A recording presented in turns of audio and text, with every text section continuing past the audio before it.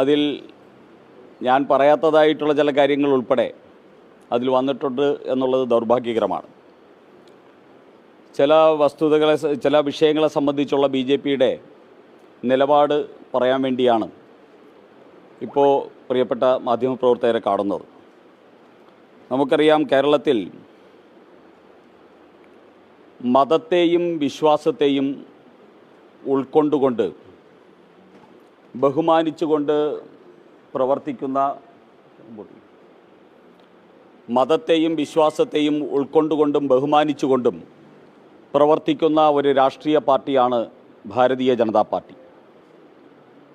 മതത്തെ ബഹുമാനിക്കുകയും വിശ്വാസങ്ങളെ സംരക്ഷിക്കുകയും ചെയ്യുന്നതോടൊപ്പം തന്നെ ഈ രാജ്യത്തുള്ള എല്ലാവരെയും ഒന്നായി കണ്ടുകൊണ്ട് എല്ലാവർക്കും തുല്യനീതി കൊടുക്കുക എന്നുള്ളതും BJPയുടെ പ്രഖ്യാപിതമായിട്ടുള്ള ലക്ഷ്യമാണ്. ആരോടുമില്ല പ്രീണനം, എല്ലാവർക്കും തുല്യനീതി എന്നതാണ് BJPയുടെ പ്രഖ്യാപിതമായിട്ടുള്ള ലക്ഷ്യം. ആ രീതിയിൽ പ്രവർത്തിക്കുന്ന ഒരു രാഷ്ട്രീയ പാർട്ടി എന്ന നിലയിൽ ഈ രാജ്യത്തിലെ 140 കോടി ജനതയുടെ ക്ഷേമവും ഐശ്വര്യവും അവരുടെ ഉയർച്ചയുമാണ് BJPയുടെ ലക്ഷ്യം. അത്തരത്തിലുള്ള ഭരണപരമായിട്ടുള്ള കാര്യങ്ങളിൽ മതപരമായിട്ടുള്ള ചിന്തയോ വിവേചനമോ കഴിഞ്ഞ 12 വർഷമായിട്ട് ശ്രീ നരേന്ദ്രമോദി നേതൃത്വം നൽകുന്ന കേന്ദ്ര സർക്കാരിൻ്റെ ഭാഗത്തുനിന്നോ ഈ രാജ്യത്ത് 20-ൽ പരം വരുന്ന സംസ്ഥാനങ്ങളിൽ BJP നേതൃത്വം നൽകുന്ന ഭരണകൂടമുണ്ട്. ആ സംസ്ഥാനങ്ങളിലോ ജാതിയുടെയോ മതത്തിൻ്റെയോ അടിസ്ഥാനത്തിൽ ഭരണപരമായിട്ടുള്ള വിവേചനം ഉണ്ടായിട്ടില്ല. അത്തരത്തിലുള്ളൊരു വിവേചനം നിലനിൽക്കുന്ന സംസ്ഥാനങ്ങളിൽ ഒന്ന് ഈ കേരളമാണ്. കേരളത്തിലെ ന്യൂനപക്ഷ അവകാശങ്ങൾ പോലും 80:20 എന്ന നിലയിൽ വിവേചിച്ച് നൽകുന്ന ഒരു വിവേചനം ഈ കേരളത്തിൽ നിലനിൽക്കുന്നു. പക്ഷേ BJP ഭരിക്കുന്ന ഒരു സംസ്ഥാനങ്ങളിലും അത്തരത്തിലുള്ള വിവേചനങ്ങൾ നിലനിൽക്കുന്നില്ല. മുനമ്പം വിഷയം ഉയർന്നു വന്നപ്പോഴും മതപരമായിട്ടുള്ള വിവേചനമാണ്, മതേതരത്വത്തെക്കാൾ ഇവിടെ തട്ട് താണു നിന്നത് മതപരമായിട്ടുള്ള വിവേചനത്തിനാണ്. അതുപോലെ തന്നെ പാലാ ബിഷപ്പിന് നേരെ ആക്രമണമുണ്ടായ സമയത്തും പാലാ ബിഷപ്പിനെ പ്രതിരോധിക്കാനോ അദ്ദേഹത്തെ ന്യായീകരിക്കാനോ ഈ കേരളത്തിലെ മതേതരത്വം പറയുന്ന കോൺഗ്രസിനെയോ കമ്മ്യൂണിസ്റ്റ് പാർട്ടിയെയോ കണ്ടില്ല. SDPIയുടെ താല്പര്യത്തിനനുസരിച്ച് പാലാ ബിഷപ്പിനെ ഒറ്റാനും ഒറ്റുകൊടുക്കാനുമാണ് പ്രതിപക്ഷ നേതാവും മുഖ്യമന്ത്രിയും ഒരുമിച്ച് ചേർന്ന് പരിശ്രമിച്ചത്. ഇവിടെയൊക്കെ BJPയുടെ നിലപാട് വളരെ പ്രഖ്യാപിതമായിട്ടുള്ള നിലപാടാണ്. മതവിശ്വാസങ്ങൾ സംരക്ഷിക്കാനും മതാചാര്യന്മാരെ സംരക്ഷിക്കാനും ഒരു രാജ്യത്തിൻ്റെ ഭരണകൂടത്തിന് ഉത്തരവാദിത്വമുണ്ടെന്നും മതമൗലികവാദികളുടെ താല്പര്യത്തിനനുസരിച്ച് ഈ രാജ്യത്തിൻ്റെ ഭരണകൂടം ചലിക്കാനും പ്രവർത്തിക്കാനും പാടില്ല എന്നായിരുന്നു അന്ന് BJPയുടെ പ്രഖ്യാപിതമായിട്ടുള്ള നിലപാട്. ആ നിലപാട് ഞാൻ ഈ സമയത്ത് ആവർത്തിച്ചു പറയാൻ ആഗ്രഹിക്കുന്നു. അതുപോലെ തന്നെ ആത്മീയ നേതാക്കളെയും പുരോഹിതന്മാരെയും ആദരിക്കുക, ബഹുമാനിക്കുക, അവരുടെ വാക്കുകൾ കേൾക്കുക, ഇത് BJPയുടെ സംസ്കാരമാണ്, BJP പിന്തുടരുന്ന മാതൃകയാണ്. അതും ഞങ്ങൾ ഉയർത്തിപ്പിടിക്കാൻ തന്നെ ആഗ്രഹിക്കുകയാണ്. അതേ സമയത്ത് ആധ്യാത്മികതയുടെ പേരിൽ, മതത്തിൻ്റെ പേരിൽ കോൺഗ്രസ് കൂടാരത്തിലേക്ക് അല്ലെങ്കിൽ കോൺഗ്രസിൻ്റെ തൊഴുത്തിലേക്ക് ഏതെങ്കിലും മതവിഭാഗത്തെയോ സമുദായത്തെയോ കൊണ്ടുകെട്ടാൻ ഏതെങ്കിലും ആൾക്കാർ ഒരുമ്പെട്ടാൽ അത് രാഷ്ട്രീയമാണ്. അവിടെ മതവും ആധ്യാത്മികതയുമല്ല, അവിടെ രാഷ്ട്രീയമാണ് ഉയർന്നു വരുന്നത്.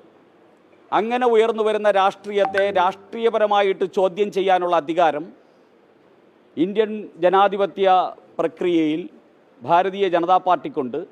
ഞങ്ങൾ അതിനെ രാഷ്ട്രീയപരമായിട്ട് ചോദ്യം ചെയ്യും. ഇതാണ് നിലവിൽ കേരളത്തിൽ ഉയർന്നിരിക്കുന്ന വിഷയത്തിൽ BJPയുടെ നിലപാട്. അതുകൊണ്ട് ഞങ്ങൾക്ക് പറയാനുള്ളത്, BJP എല്ലാവരുടെയും പാർട്ടിയാണ്. ഞാൻ കഴിഞ്ഞ ദിവസം സൂചിപ്പിച്ചതുപോലെ ഇന്ത്യയിൽ ക്രിസ്ത്യൻ സമൂഹത്തെ ചേർത്ത് പിടിച്ച് ഏറ്റവും കൂടുതൽ ക്രിസ്ത്യാനികൾ പ്രവർത്തിക്കുന്ന പാർട്ടി ഇന്ന് BJP ആണ്. അതുപോലെ തന്നെ മുസ്ലിം സമൂഹത്തിൽ നിന്നും ആയിരക്കണക്കിന് ആൾക്കാർ ഇന്ന് ബി ജെ പിയിൽ അംഗത്വം എടുക്കാനും ബി ജെ പിയുടെ നേതാക്കന്മാരായിട്ട് പ്രവർത്തിക്കാനും സന്നദ്ധരായിട്ട് വന്നുകൊണ്ടിരിക്കുന്നു.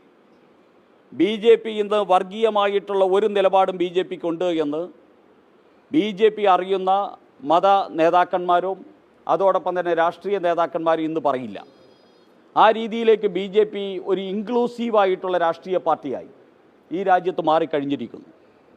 അങ്ങനെയുള്ള ബി ജെ പിയാണ് ഇവിടുത്തെ പൊതുസമൂഹത്തിനോട് പറയാൻ ആഗ്രഹിക്കുന്നത്. മതത്തിനും വിശ്വാസത്തിനും അതിൻ്റേതായിട്ടുള്ള പ്രാധാന്യമുണ്ട്, ബഹുമാനമുണ്ട്, ആദരവുണ്ട്. മതത്തെയും വിശ്വാസത്തെയും ഏതെങ്കിലും ഒരു രാഷ്ട്രീയ പാർട്ടിയുടെ താല്പര്യത്തിന് വേണ്ടി കൊണ്ടുകെട്ടാൻ ശ്രമിച്ചാൽ അതിനെ വിമർശിക്കാനുള്ള സ്വാതന്ത്ര്യവും എല്ലാവർക്കും ഉള്ളതുപോലെ ബി ജെ പിക്കുമുണ്ട്. അത്തരത്തിലുള്ള വിമർശനങ്ങളെ ദുർവ്യാഖ്യാനം ചെയ്യപ്പെടരുത് എന്നാണ് എനിക്ക് അഭ്യർത്ഥിക്കാനുള്ളത്.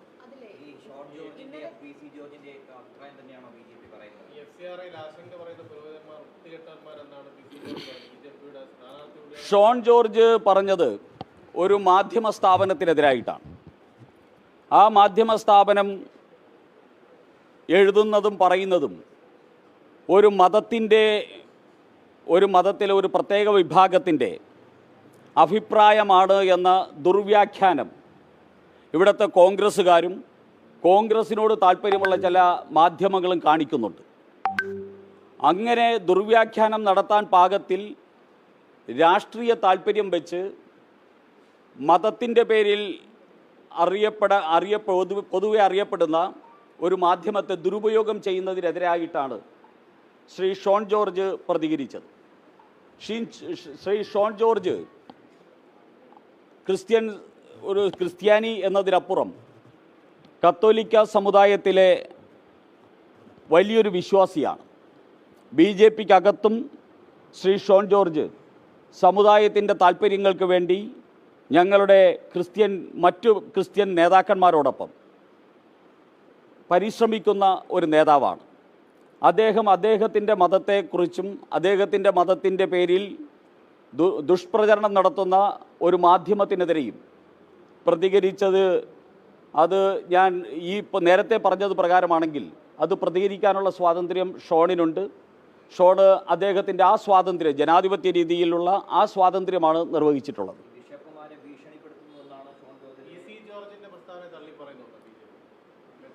പി സി ജോർജ് പൂഞ്ഞാറിൽ പൂഞ്ഞാറിലുള്ള സാഹചര്യങ്ങൾക്കനുസരിച്ച് അദ്ദേഹം ഒരു പ്രസ്താവന നടത്തിയിരിക്കുന്നു. അത് അദ്ദേഹത്തിൻ്റെ പ്രാദേശികമായിട്ടുള്ള സാഹചര്യത്തിൻ്റെ അടിസ്ഥാനത്തിൽ നടത്തിയൊരു പ്രസ്താവനയായിട്ടാണ് എനിക്ക് തോന്നുന്നത്.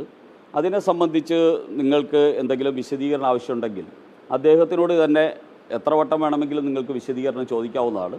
അതിനെ സംബന്ധിച്ച് അദ്ദേഹം നിങ്ങളോട് വിശദീകരിക്കും. ഞാൻ വളരെ വ്യക്തമായിട്ട് പറഞ്ഞല്ലോ. പി സി ജോർജ് സാറ് പറഞ്ഞതിനെ സംബന്ധിച്ച് അദ്ദേഹം അവിടുത്തെ പ്രാദേശിക ഘടകങ്ങളുടെ അടിസ്ഥാനത്തിൽ പറഞ്ഞതാണ്. അത് അദ്ദേഹത്തിനോട് വിശദീകരണം ചോദിക്കുക. അതിനെ സംബന്ധിച്ച് പാർട്ടി ഒരു വിശദീകരണം നൽകാൻ ഉദ്ദേശിക്കുന്നില്ല. അതേ സമയത്ത് പാർട്ടിയുടെ നിലപാട് സുവ്യക്തമാണ്. അത് ഞാനിവിടെ സൂചിപ്പിച്ചു കഴിഞ്ഞു. ഭീഷണിപ്പെടുത്തുന്ന രീതിയിലാണ് പല പ്രസ്താവനകളും ഷോൺ ജോർജിന്റെ ഭാഗത്ത് നടക്കാൻ പോകുന്നത്. വേണമെങ്കിൽ FCR നടപ്പിലാക്കാനൊക്കെ കഴിയും എന്നുള്ള തരത്തിൽ ഭീഷണിപ്പെടുത്തുന്ന രീതിയിലാണ് പറയുന്നത്. ഷോൺ ജോർജ് അങ്ങനെ ആരെ ഭീഷണിപ്പെടുത്തിയിട്ടൊന്നുമില്ല. ഷോൺ ജോർജ് അദ്ദേഹത്തിൻ്റെ മനസ്സിൽ തോന്നിയത് രാഷ്ട്രീയപരമായിട്ടുള്ള ഒരു വിമർശനം എന്ന നിലയിൽ വിമർശിക്കുകയായിരുന്നു ഉണ്ടായത്. ആ വിമർശനം നടത്താനുള്ള സ്വാതന്ത്ര്യം എല്ലാവർക്കും ഉണ്ട്.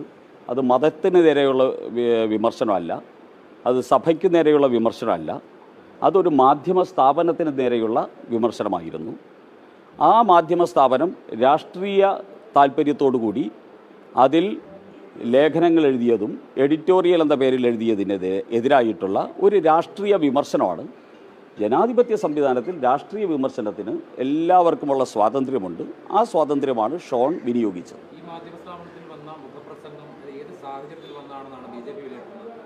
അത് അവരുടെ രാഷ്ട്രീയ താല്പര്യത്തിൻ്റെ സാഹചര്യത്തിൽ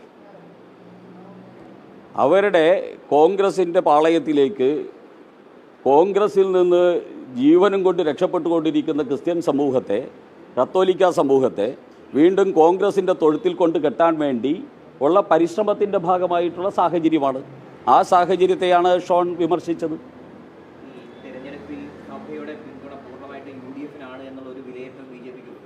അല്ലല്ലോ, ഞങ്ങൾക്ക് 10,000-കണക്കിന് സഭാ അംഗങ്ങൾ, സഭയുടെ മേലധികാരികൾ ഉൾപ്പെടെ, ബഹുമാന്യരായിട്ടുള്ള മെത്രാന്മാരുൾപ്പെടെയുള്ളവർ BJPയെ അതാത് സ്ഥലങ്ങളിൽ വളരെ ക്രിയാത്മകമായിട്ട് ഞങ്ങൾക്ക് പിന്തുണ നൽകുന്നുണ്ട്.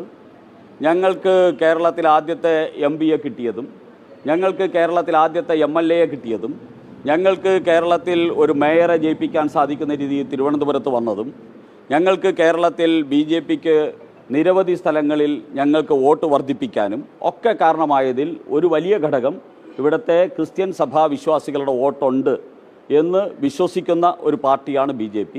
അതുകൊണ്ട് അത്തരത്തിലുള്ള അഭിപ്രായമൊന്നും BJPക്കില്ല.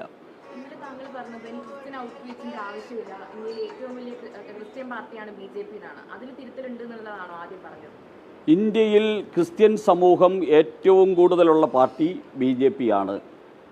ക്രിസ്ത്യൻ ഭൂരിപക്ഷമുള്ള സംസ്ഥാനങ്ങൾ മുഴുവൻ ഭരിക്കുന്നത് BJPയാണ്. അതുകൊണ്ട് ക്രിസ്ത്യൻ സമൂഹത്തിൻ്റെ അട്ടിപ്പേറവകാശമായിട്ട് കോൺഗ്രസ്സോ ഇവിടുത്തെ കേരള കോൺഗ്രസ്സുകളോ വരണ്ട. ഞങ്ങൾക്ക് ക്രിസ്ത്യൻ സഭാ നേതാക്കന്മാരുമായിട്ട് സംസാരിക്കാനും, ഞങ്ങളുടെ ഉത്കണ്ഠ അവരോട് സംസാരിക്കാനും, അവരുടെ ഉത്കണ്ഠ ഞങ്ങളോട് സംസാരിക്കാനും, അങ്ങോട്ടും ഇങ്ങോട്ടും ഞങ്ങളുടെ കമ്മ്യൂണിക്കേഷൻ വളരെ പ്രോപ്പറാണ്. ഇന്ത്യൻ പ്രധാനമന്ത്രി മുതൽ പാർട്ടിയുടെ സാധാരണ പ്രവർത്തകർക്ക് വരെ എല്ലാ ക്രിസ്ത്യൻ സഭകളുമായിട്ട് നല്ല ബന്ധമുണ്ട്. അതോടൊപ്പം തന്നെ സാധാരണ ക്രിസ്ത്യാനി മുതൽ മെത്രാപ്പൊലീത്ത വരെയുള്ള ക്രിസ്ത്യൻ മതമേലധ്യക്ഷന്മാർക്കും ഒക്കെ BJPയുടെ നേതാക്കന്മാരുമായിട്ടും ഇന്ത്യൻ പ്രധാനമന്ത്രിയുമായിട്ട് പോലും നല്ല ബന്ധമുണ്ട്.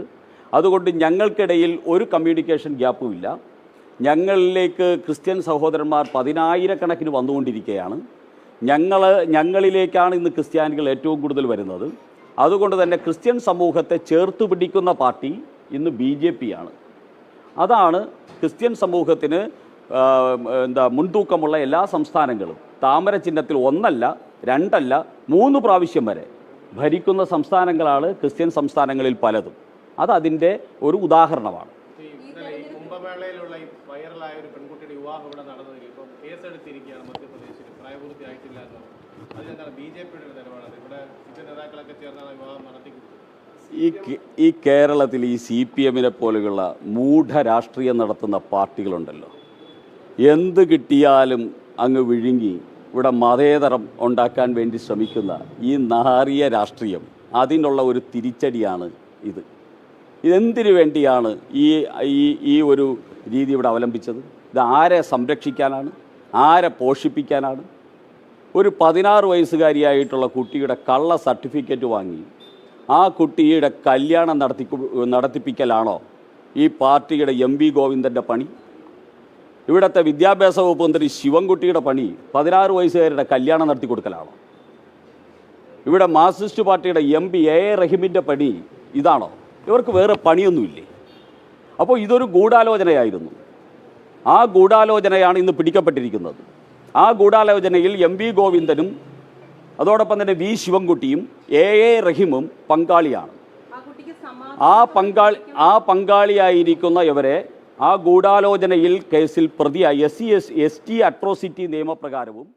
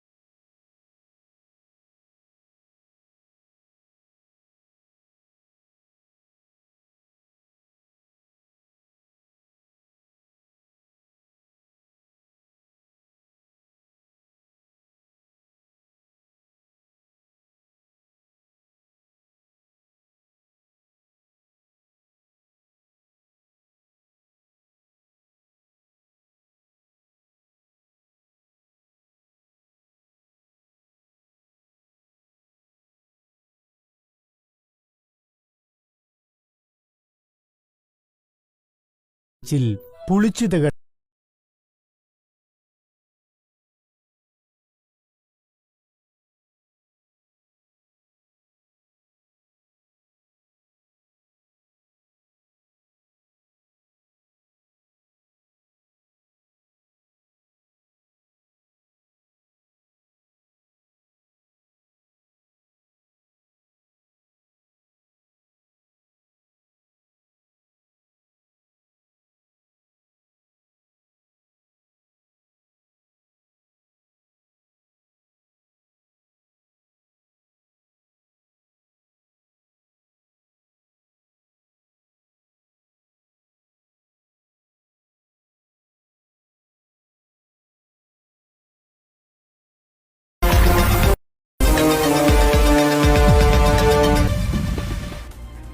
നമസ്തേ.